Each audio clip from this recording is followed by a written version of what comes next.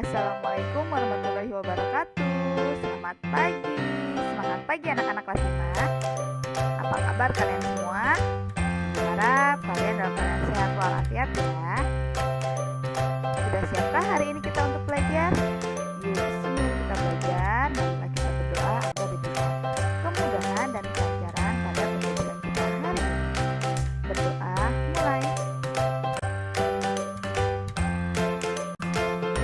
Hari ini kita akan belajar tema 7 peristiwa dalam kehidupan, subtema 2 peristiwa kebangsaan seputar proklamasi kemerdekaan pembelajaran 4. Tujuan pembelajaran kita hari ini: 1. Dengan menyimak video pembelajaran, siswa dapat mengidentifikasi berbagai peristiwa dalam upaya pembentukan Negara Kesatuan Republik Indonesia dengan penuh tanggung jawab.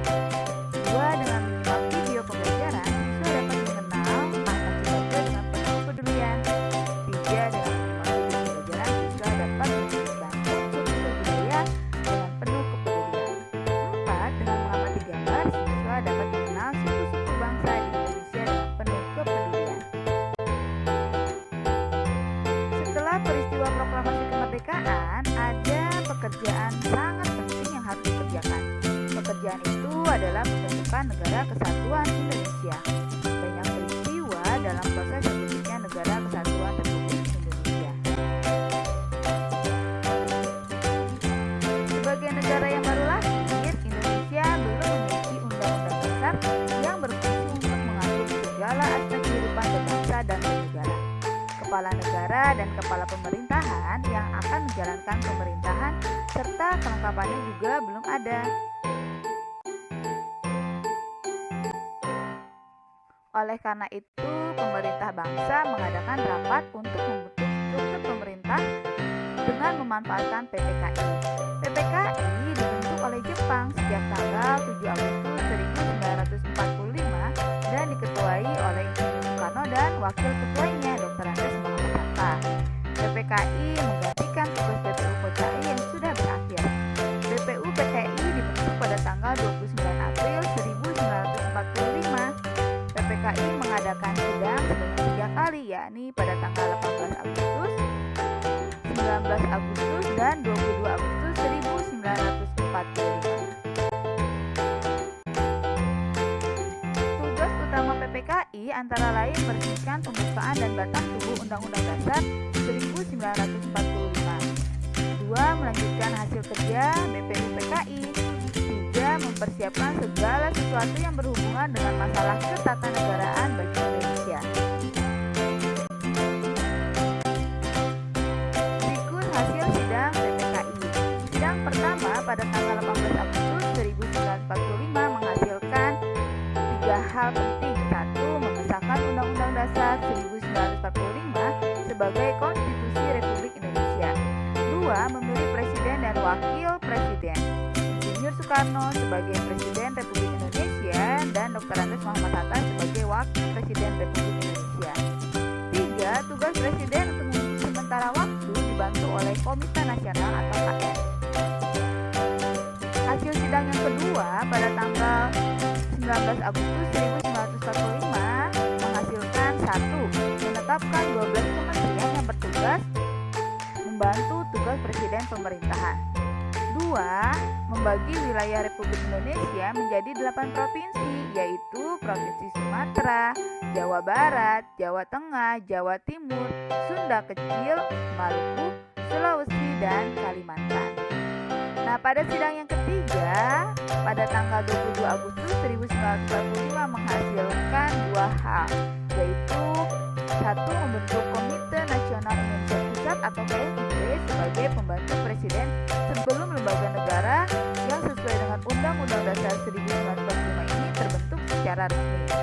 2. Membentuk alat kelengkapan keamanan, yaitu BKR atau Badan Keamanan Rakyat. Anak-anak, tugas kalian silakan kalian menjawab pertanyaan berikut. 1. Apa tugas PPKI? 2. Apa hasil sidang PPKI yang pertama? 3. Apa tujuan pembentukan KNI? 4. Kapan BKR sebagai cikal bakal TNI dibentuk? Dan 5. Tuliskan 8 provinsi yang dibentuk sebagai hasil sidang PPKI yang pertama.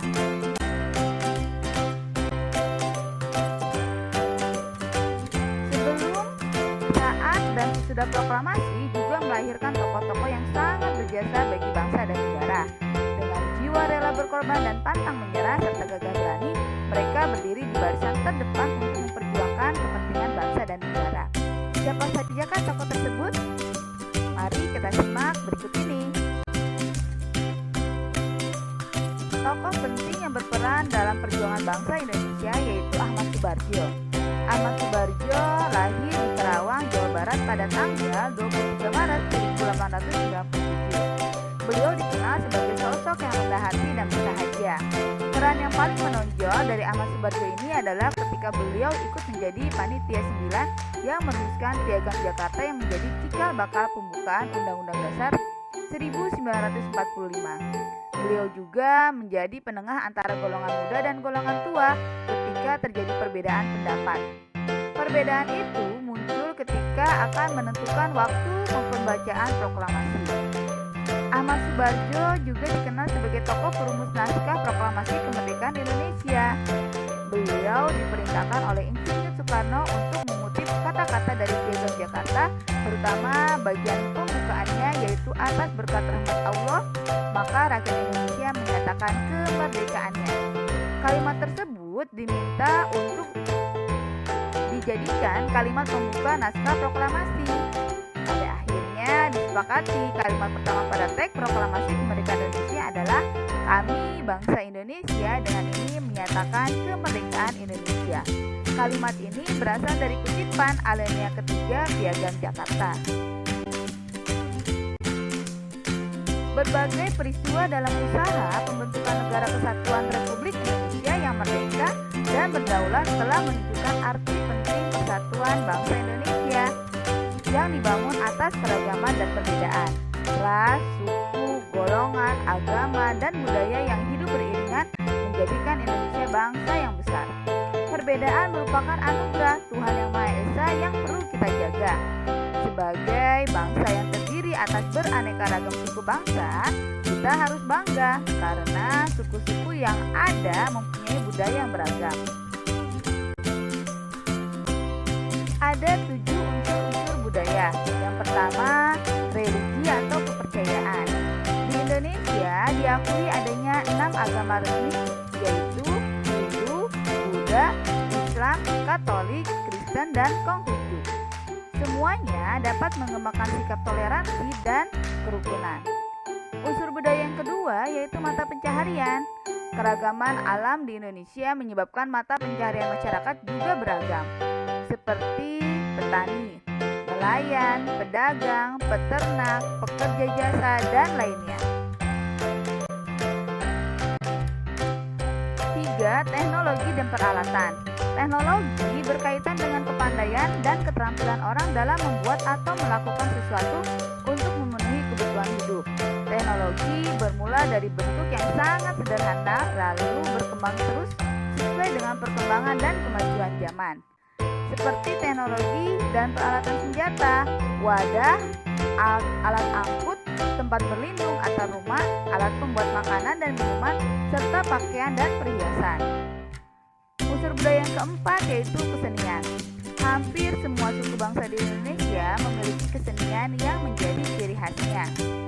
Kesenian dikelompokkan menjadi 2, yaitu kesenian yang dapat dinikmati oleh mata seperti patung, seni ukir, seni lukis, seni rias, seni tari, seni pendalangan atau wayang, dan seni olahraga.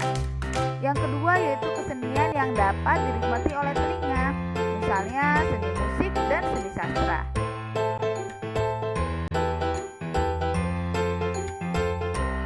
Unsur budaya yang kelima yaitu pengetahuan. Berbagai suku bangsa di Indonesia telah memiliki pengetahuan yang tinggi. Pengetahuan itu telah mereka terapkan untuk mengatasi kesulitan-kesulitan hidup. Pengetahuan itu antara lain tentang alam sekitar, flora fauna, bahan-bahan mentah, benda-benda di lingkungan alam, tubuh manusia, sifat dan kelakuan manusia, serta pengetahuan tentang ruang dan waktu. Yang keenam, sistem kemasyarakatan. Sistem kemasyarakatan adalah pola hidup yang menjadi kebiasaan dan dianut serta telah menjadi kebiasaan suatu masyarakat, seperti sistem perkawinan, sistem kekerabatan, dan sistem berperilaku dalam masyarakat. Contohnya sistem marga pada suku Batak dan sistem serah pada suku Jawa. Unsur budaya yang ketujuh adalah bahasa. Setiap suku bangsa mempunyai alat komunikasi sendiri-sendiri yang terkadang hanya dimengerti dan dipakai oleh suku itu. Itulah yang dinamakan dialek. Lalu bagaimana suku-suku di Indonesia bisa berkomunikasi dengan suku yang lain? Sejak diikrarkan Sumpah Pemuda pada tanggal 28 Oktober 1928, kita memiliki bahasa Indonesia yang telah ditetapkan sebagai bahasa nasional dan bahasa persatuan.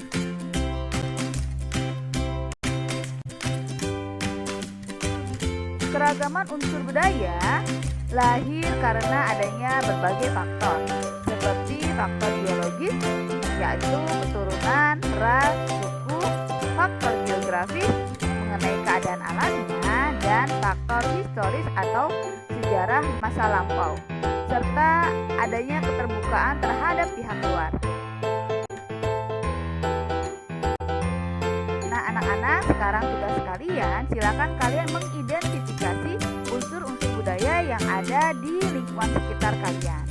Ibu beri contoh satu ya, misalnya unsur budayanya adalah kesenian. Contohnya adalah seni ketoprak. Ketoprak ini merupakan seni pertunjukan suku Jawa yang berupa drama tradisional. Nah, anak-anak, tugas kalian silakan kalian mengidentifikasi salah satu suku di Indonesia. Ibu beri contoh satu ya, misalnya suku Jawa. Suku Jawa ini memiliki rumah adat yang disebut dengan rumah joglo. Nama pakaian adatnya yaitu jali jangkep dan kebaya.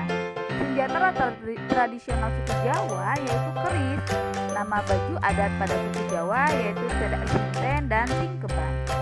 Dan salah satu tari tradisional suku Jawa adalah tari gambiong.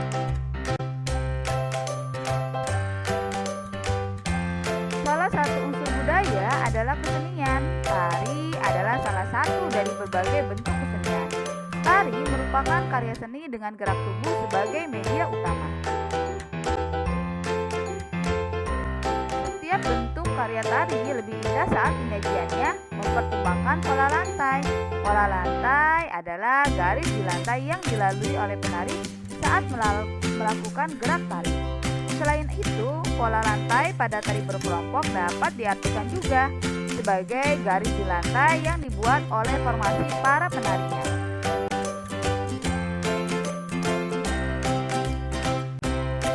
Demikian pembelajaran kita hari ini. Terima kasih. Wabillahi taufiq wal hidayah. Wassalamualaikum warahmatullahi wabarakatuh.